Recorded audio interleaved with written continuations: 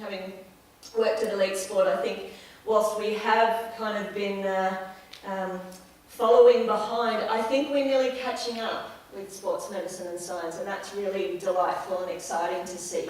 And I think the other thing too that I think is important is that often we go to the sports science or medicine disciplines to bring into dance, and what I'd like to see is that we actually basically go in reverse and ensure that the research that we're doing is in dance that happens to incorporate those particular fields rather than being studied by those fields from I guess, an observer perspective, that we're really grounding that in. And obviously that's what Trinity Laban and a whole range of other places do very, very well.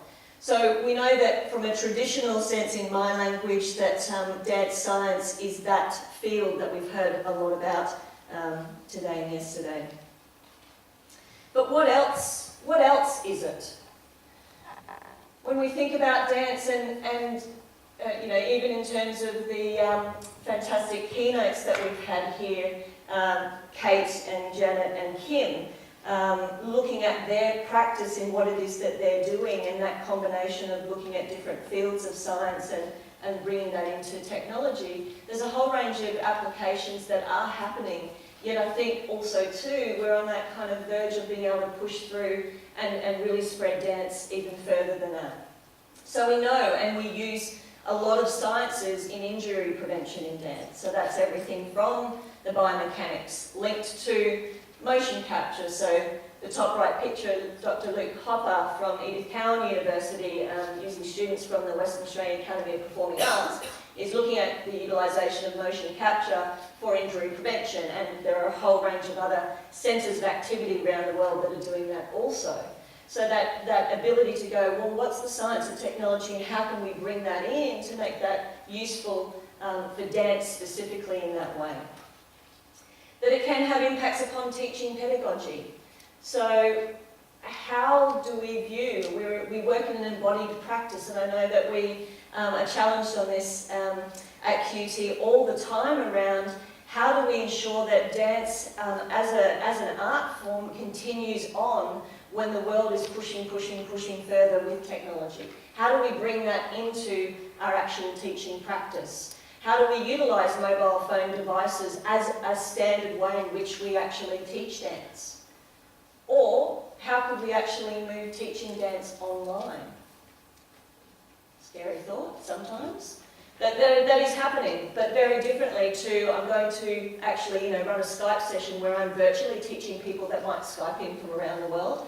I mean, how do we combine motion capture to capture what it is that somebody needs to do, as well as linking in a whole range of the dance science in the traditional sense. That's why I set it up that way, because we're talking a lot about different dance sciences. How do we actually measure what it is to undertake dancing in a correct fashion? How do we move that into an online or virtual space?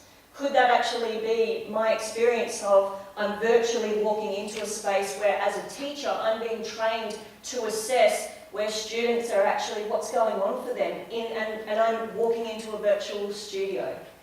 And I'm actually potentially being assessed or tested on how I interact or how I look at how my students in my class are actually doing. What does that mean for our world in dance? What does that mean? We're never going to necessarily replace, and certainly all of the performing arts, applies to them in terms of embodied practice. We're never going to replace fully that studio time. It's critical to what our art form actually is. But are there different ways in which utilising the sciences, the technology areas to push the way in which we go about doing what we do? Performance analysis, as another side, again, being utilised significantly, taken from a sporting perspective, putting into context, linked to choreographic development, linked through to injury prevention, that kind of thing. But are there other avenues or ways in which we could be utilising that approach within what we do to change how we do it? Online assessment and education I talked about. Just as a side point, I'm aware of, there's a chap in India he actually runs a huge company that runs employability testing across kind of general jobs. But what he's starting to do is actually utilise technology to be able to assess carpentry online. How do you do that? So that way in which, at a mass scale, and so I'm not necessarily saying we want to go in that direction, but it's needing to be aware of where is the world going, what are going to be the challenges, rather than putting to us how do we actually keep up with versus being left behind. And I certainly, exactly what DANscienCE Festival is about is demonstrating that there's no way that we're being left behind, but we need to make sure, as Kim Vince said, that we stay on that cutting edge of that. We demonstrate, what dance can actually bring. And visual notation, which has already been spoken about. So, a whole range of organisations, groups, research projects that are looking specifically into that. We're looking at the different discipline areas that these kind of things can involve: motion capture, biomechanics, movement neuroscience, interactive visual design, gamification. What could that mean in terms of learning and pedagogy? What could that mean in terms of audience experience to connect to our art form? Online learning I've mentioned, and of course robotics. I'm not going to go too much into robotics tonight, given that Robotronica is tomorrow, and there is actually performance aspects of people, a choreographer working with dancers and with robots to test out that actual, what is that human interface? Does it change the relationship with the audience? Am I drawn to whether a robot looks more like a human or looks cute, versus if it's too human-like, do I get challenged by that, and exploring those connections. So again, a whole focus obviously today on tomorrow on the Robotronica and robot area.